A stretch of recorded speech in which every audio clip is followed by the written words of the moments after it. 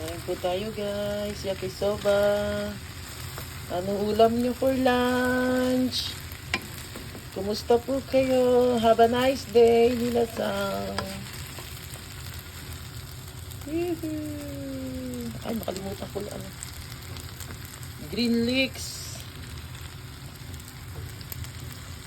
Green leeks.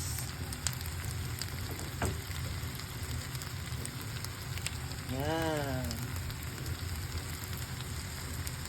Konti na lang siya. Yan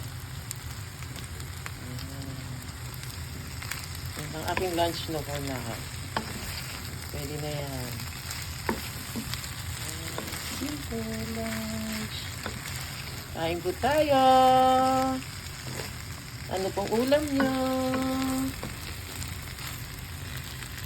Oh.